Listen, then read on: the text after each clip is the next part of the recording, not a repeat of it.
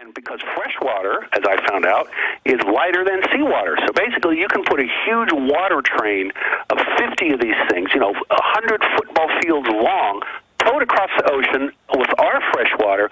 And as one of our guests says, they're going to take our champagne water that's been in the ground for millions of years, which is this fresh, life-giving water. They can take that anytime they want, and we let them do it. The government lets them do it. Put it in these giant water trains, 100 football fields long, and ship it to America's enemies, if that's what they feel like doing. For $100 a year.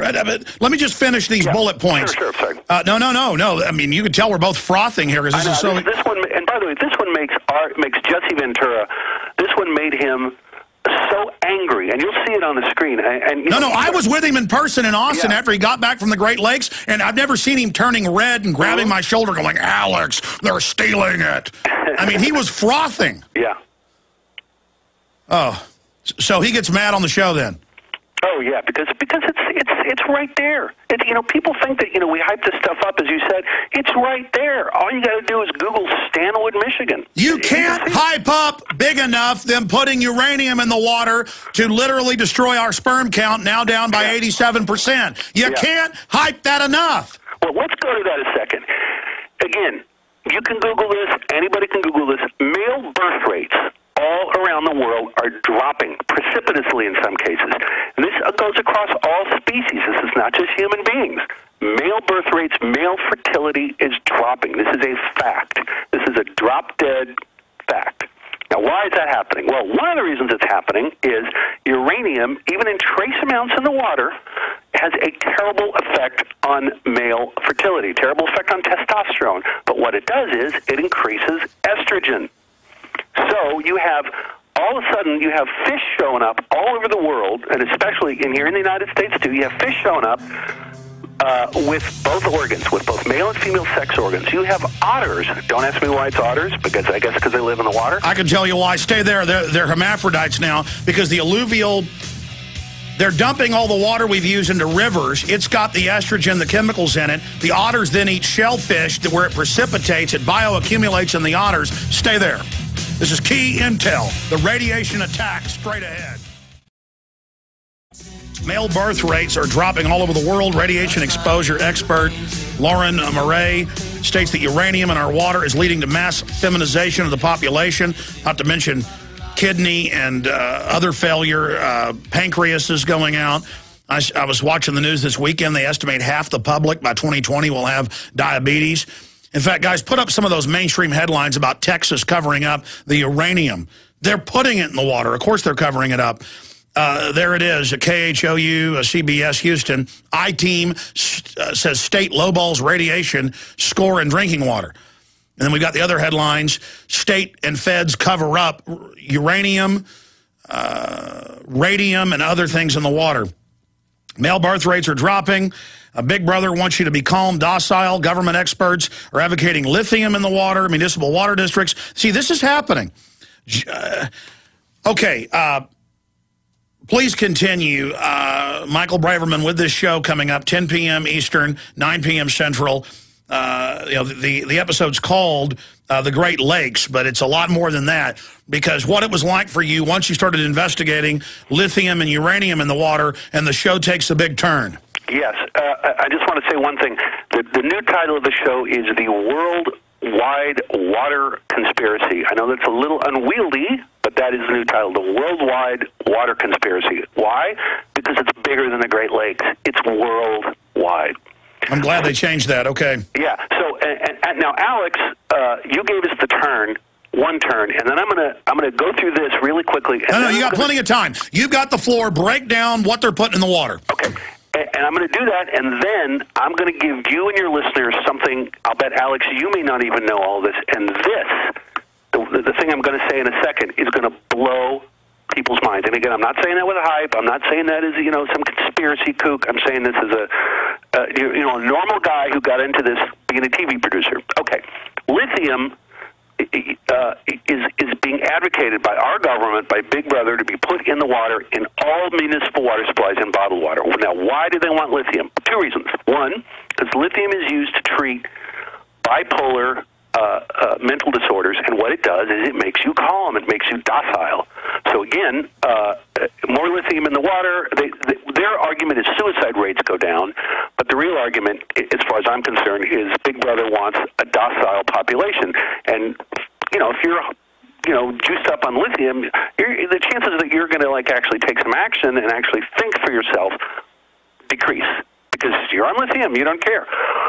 And you can read this where government scientists, and it's all over the internet, are actually saying, let's put lithium in the water, because when you have trace amounts of naturally occurring lithium, they make this argument, which is completely bogus, that in those areas, one of which is in Texas, where you have naturally occurring lithium, crime rates and suicide rates go down. Which, you don't have to be a rocket scientist to look at that argument and call it for the BS that it is. Now, the second thing is what we learned on the show, which is lithium works with uranium. These two chemicals in a hydrology. Water, sorry. I'm so excited about this, it makes me crazy. They actually work, and they actually increase each other's efficacy. That's what happens. Oh, it's all, look, sir, we have eco-science. They planned it all.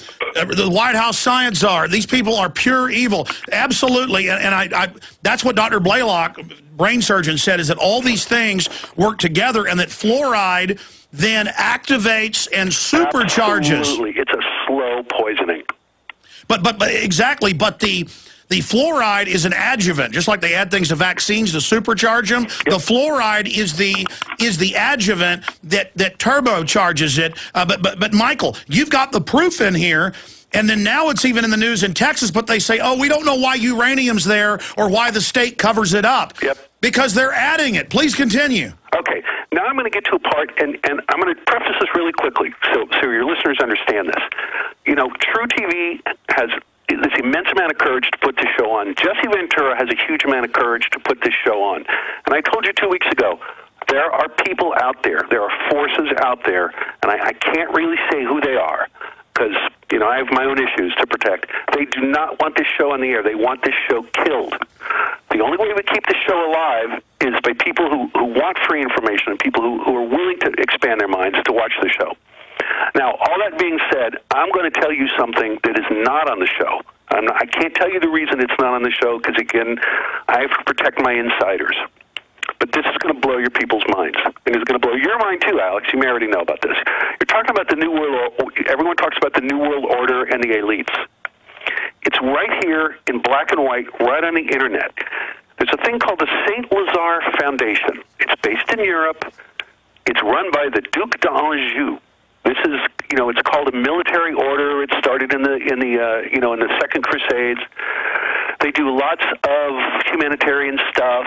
They have meetings. It's really the royals of Europe, of a lot of the countries of Europe. It's international royalty, and it's a lot of sort of business royalty all over the world, or at least in the Western world, in Europe and the United States. Now I'm going to read you from their website, which anybody can go on the net. If you just Google Order of St. Lazarus, water, you will see this. I'm going to read it. St. Lazare Investment Arm will be the largest owner of aquatic property, and thus will face the prerogatives of future international ecological policies from the point of view of an investor in the carbon finance marketplace. But wait, I'm not done. Now, again, I'm reading. These are quotes. Anybody can go and find this. Water will soon become an instrument of power and influence. I'm going to go on. The St. Lazare Foundation aims to become an essential global player specializing in water. Wow. Now, I'm not making this up. Anybody can go, again, I'm going to say it again, Order of St. Lazarus, water. Now, that's like Order of the Garter. That's the royal families, and I didn't know this specifically, but I knew that they were involved in the carbon takeover, sure, and that their name had come up in association with what Lord Blackheath came out with in Parliament, that there's a secret, or in the House of Lords, a secret Foundation X setting up world government. Mm-hmm. Well, this is part of it. This is all part of it. The World Society, they say it right here, is one of the world's most exclusive society. Again, I'm reading from the website. It comprises those men and women around the world who are part of the economic, financial, social, or cultural elite. It's right here. And then they say they want to become the essential global player specializing in water. So this is not in the show. I'm giving this to you and to your listeners because you've been such a supporter of the show. This is the one that freaked me out. I mean, I couldn't sleep at night after reading this because they're not even hiding. The New World Order, the elites, are not even hiding. It's right there on the website. I'm not making this up. Anybody can go see it. Now, it's not in the show, and I can't tell you the reasons it's not in the show because, again, I have to protect my insiders, even though this is right out in public and they say it, but I had an inside source, and I have to protect that source, obviously, and, none of us want to get killed. But I just urge everybody to open their minds, go on the Internet, and read this stuff for themselves. Absolutely. Now, shifting gears back into the uranium, get into what the uranium is doing in the water and how they're getting it into the water to combine with the lithium and the fluoride. Well, some uranium is naturally occurring. Some of it is clearly pumped in. There's lots of ways where they do it. There are actually, in the city of L.A., when they lay new water pipes from the DWP, Department of Water and Power, some of these pipes have little chemical dispensers built right on the pipe, remotely activated. There could be nothing in them now. It would take almost nothing for a bunch of crews to go out and put trace amounts of uranium in those chemical dispensers. Well, our research shows, and it's confirmed, this is hidden in plain view, that the phosphate mining out of limestone is where they get the sodium fluoride byproduct, and the EPA admits they're allowed to have certain amounts of other chemicals. And where do you mine the uranium? In the same limestone deposit, and that there is uranium in it. So when they add the so-called fluoride, it's got the uranium. Well, here's something even scarier. A lot of depleted uranium weapons, as your listeners know, were used in both Middle East wars, in both Iraq wars. Yes. That depleted uranium gets picked up by the wind, gets picked up, it goes into the clouds, goes into the air currents, and gets dropped everywhere. So the fact is this stuff is basically falling on us if you follow the air currents all around the world. And again, what this uranium does, even trace tiny amounts, what it does. And our show has this woman, Lorraine Murray, who is a radiation researcher for public health and was kicked out of the Lawrence Livermore lab because she blew the whistle. And what this stuff does is this is feminizing our population. Male fertility, male birth rates, male characteristics are down all throughout the world. Terrifying. And they're doing it, and will people listening to this go research that it's in the Texas newspapers, that there's all this uranium and other radioactive isotopes at levels that it shouldn't be? They're adding it to the water. I've covered it with Dr. Conant here on the air. This is the reality, and it is so important that when they try to say, hey, we're just putting fluoride in the water, it's good for you, even though they know it causes cancer and all the rest of it, and accelerates the effect of other toxins and poisons as a adjuvant. The key is they cannot sell people that mercury and lead and uranium is good, and that is being added along with the fluoride. It's all called fluoride, but it's just the toxic waste derivatives, and they allow it because it's overall to reduce fertility, as the book written 25 years ago by the White House science czar, John P. Holdren, wrote. Just amazing. Michael Braverman, God bless you. We appreciate your time here with us today, and we'll talk to you again in the very near future. Amazing information. Again, tomorrow night, True TV. Ladies and gentlemen, if you don't have cable or don't have it, get to your friends or family's house. Call everybody you know. We're going to have a big report out on this tomorrow at Infowars.com and PrisonPlanet.com with the bullet points. The videos are going to be uploaded as well to PrisonPlanet.tv of what we covered here. Michael, we'll talk to you soon. Alex, thanks again for having me on. You bet. And then coming up the week after this, next week, is going to be the oil spill. So that's going to be powerful as well.